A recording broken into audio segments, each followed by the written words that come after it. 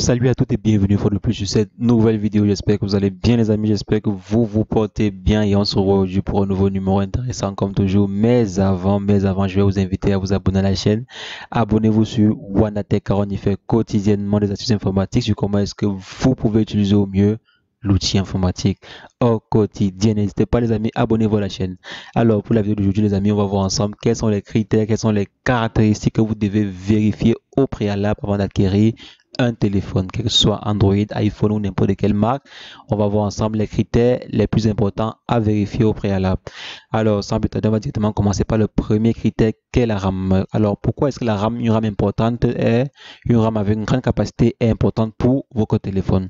Si vous voulez par exemple un téléphone qui puisse exécuter les tâches sans planter, sans ramer ou avec une grande rapidité, vous devez avoir une RAM importante. Ça veut dire quoi? Ça veut dire par exemple si vous voulez que votre téléphone joue des jeux vidéo ou si vous voulez par exemple effectuer souvent avec votre téléphone plusieurs tâches ou des tâches lourdes, vous devez avoir un téléphone avec une bonne RAM.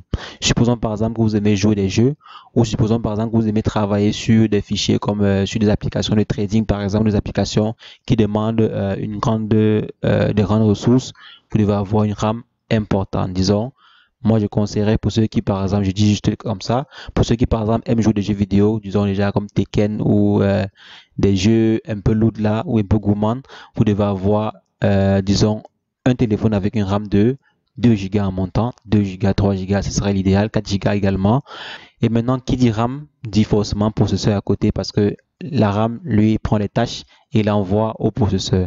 Maintenant, le processeur, c'est lui qui traite les tâches, mais même c'est lui qui effectue toutes les différentes opérations qu'il y a à effectuer. Donc, ce qui fait que pour avoir un bon téléphone, pour avoir un téléphone vraiment qui exécute les tâches de façon rapide, vous devez avoir un bon processeur. Alors, qui dit bon processeur, dit un processeur, disons, de décacore ou octa-core en montant. Donc, quand vous parlez par exemple sur les caractéristiques de votre téléphone, si vous voyez processeur octa-core, décacore, vous êtes dans la bonne marge quoi. Alors donc un bon téléphone, bonne RAM, bon processeur. Maintenant quel troisième critère que vous devez vérifier, c'est la caméra. Je dirais la caméra parce que qui dit téléphone actuellement dit téléphone multimédia et qui dit multimédia bon dit vidéo, photo et tout ça et tout ce qui va avec et tout quoi. Donc pour avoir de bonnes photos, pour avoir de bonnes vidéos, vous devez avoir une bonne caméra. Et nous ne devons pas confondre que une bonne caméra, c'est pas seulement le nombre de pixels. Parce qu'on ne peut pas dire bonne caméra, parce qu'on ne peut pas juger une bonne caméra parce qu'on a vu le nombre de pixels est très élevé. C'est pas comme ça qu'on juge les caméras. Donc vous devez par exemple prendre des caméras avec des bons capteurs, avec des bons, disons des bonnes caractéristiques telles que le nombre de capteurs de la caméra, le nombre de mégapixels toujours, qui est toujours important, mais qui n'est pas le seul élément à vérifier. Donc le nombre de capteurs, les différentes caractéristiques spécifiques de la caméra et tout. Donc c'est ça qui fait une bonne caméra. Alors, vous pouvez également, si vous avez souvent, si vous voulez par exemple comparer, vous pouvez souvent prendre la caméra disons de l'iPhone ou de la caméra du Samsung ou du Huawei. Là, vous pouvez souvent prendre comme cela comme référence. C'est pas le plus puissant du monde, mais vous pouvez quand même prendre ça comme référence. Alors, donc après la caméra, l'élément le plus important également que vous devez vérifier ou que vous devez contrôler, c'est la batterie. Parce que la batterie, c'est l'élément qui fournit l'énergie au téléphone, c'est l'élément qui permet au téléphone de pouvoir fonctionner, de pouvoir tourner et tout. Donc, avoir un bon téléphone signifie également avoir une bonne batterie.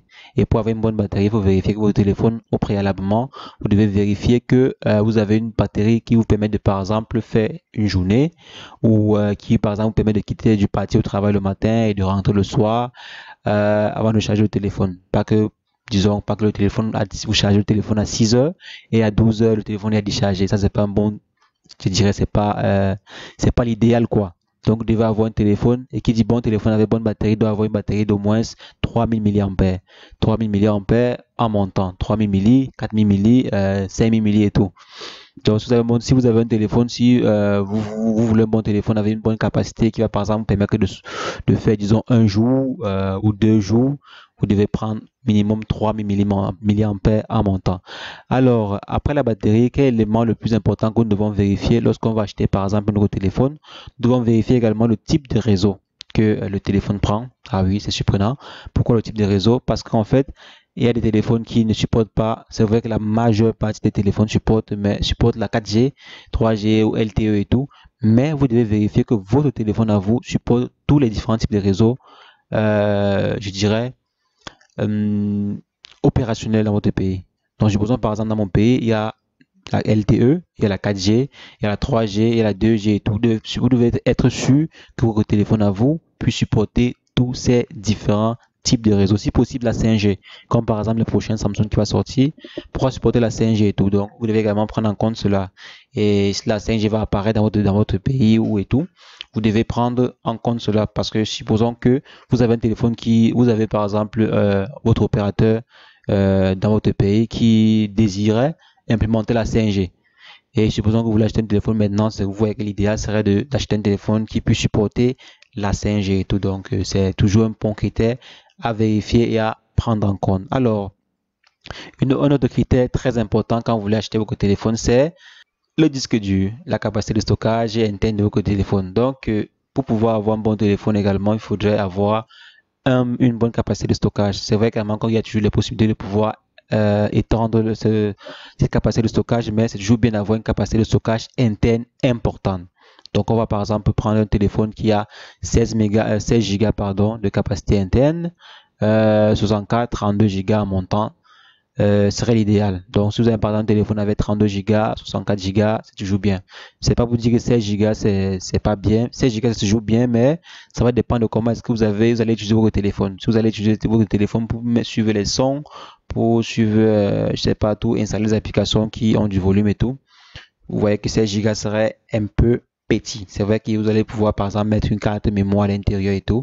Et il faudrait également voir cela si le téléphone par exemple vous permet de pouvoir ajouter une carte mémoire. Si par exemple le téléphone c'est 16 Go ou 20 Go ou 32 Go pardon, vous devez vérifier si le téléphone puisse pouvoir ou si le téléphone a la capacité de pouvoir prendre une carte mémoire externe. Donc vous voyez un peu, c'est ça. Vous devez également vérifier ce critère-là. Alors, en plus de la capacité de stockage, vous devez également vérifier la qualité de l'écran. La qualité de l'écran est toujours importante lorsque vous voulez, par exemple, que votre téléphone affiche avec de bonnes résolutions, affiche avec de bonnes qualités. Donc, vous devez toujours vérifier que la capacité, que l'écran de votre téléphone a de bonnes caractéristiques. C'est-à-dire, vous devez par exemple vérifier que l'écran de votre téléphone puisse afficher en Full HD, puisse par exemple afficher ou la caractéristique de votre écran puisse par exemple être du LED ou du OLED ou également l'écran Retina par exemple qui est implémenté sur certains iPhones, certaines tablettes iPhone et tout. Donc vous devez par exemple vérifier que votre téléphone a ces caractéristiques-là pour pouvoir bien afficher le rendu de de vos jeux vidéo, de vos applications, de vos films ou de vos vidéos et tout. Donc vous devez vérifier cela.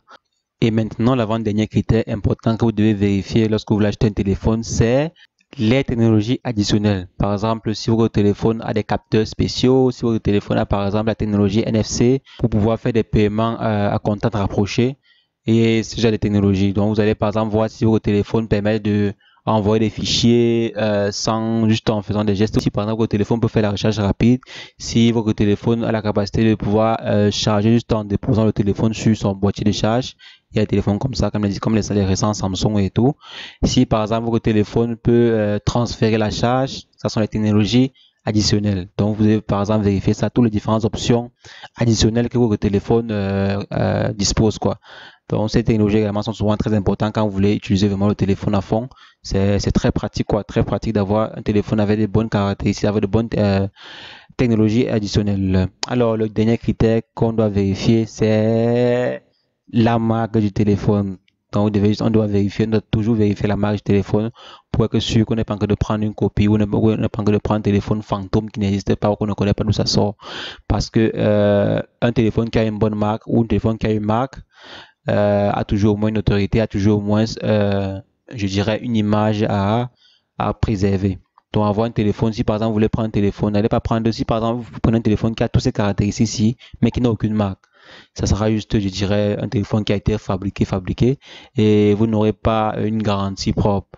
Alors que si vous prenez par exemple un téléphone qui a une bonne marque, ce qui est là, c'est que la marque tient à préserver son image et fera tout pour vous offrir par exemple une bonne qualité d'expérience utilisateur, une bonne satisfaction et tout. Donc avoir un téléphone qui a toujours une bonne marque, qui a une marque précise. Je ne veux pas dire par exemple que telle marque est mieux par rapport à telle et tout, c'est à vous de voir cela, c'est à vous de voir, c'est entre vous et les marques, vous choisissez. Mais je dirais de toujours choisir un téléphone qui a une bonne marque, une marque réputée, une marque qui tient à cœur ses clients quoi, donc qui est toujours là pour ses clients, qui est à l'écoute de ses clients. Une marque par exemple qui a un bon suivi client, relation client, qui a une garantie, qui offre de bonnes garanties, qui offre des dépannages après les services après-vente et tout. Donc, toujours vérifier que votre téléphone a une bonne marque, une marque solide, une marque, je dirais, réputée, quoi.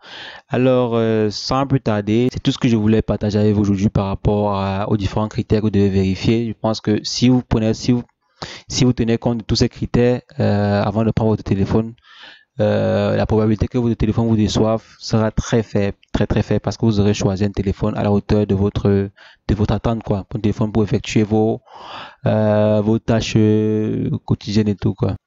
Et sur ce, les amis, n'hésitez pas à abonner-vous à la chaîne, partagez la vidéo si ça vous a été utile, likez la vidéo, mettez en commentaire si vous avez des préoccupations, si vous avez des propositions, parce que je sais que vous êtes des génies pour les propositions. Si vous avez des propositions, si vous avez d'autres critères importants que je n'ai pas cités, par exemple, que vous aimeriez que d'autres personnes, qu'on en partage ensemble, quoi. Donc, mettez en commentaire, ce sera toujours les bienvenus. Et en bonus pour vous, les amis, j'ai mis dans la description de la vidéo j'ai fait un classement de différents téléphones avec de bonnes caractéristiques, de bons appareils photo, de bonnes RAM et tout. J'ai classé cela dans la description de la vidéo. N'hésitez pas à aller jeter un coup d'œil si cela peut vous intéresser. Si vous avez besoin, par exemple, d'un téléphone avec de bonnes caractéristiques RAM, de bons appareils photo, j'ai mis tout cela dans la description de la vidéo. N'hésitez pas, allez-y, jetez un coup d'œil. Si possible, passez les commandes et tout.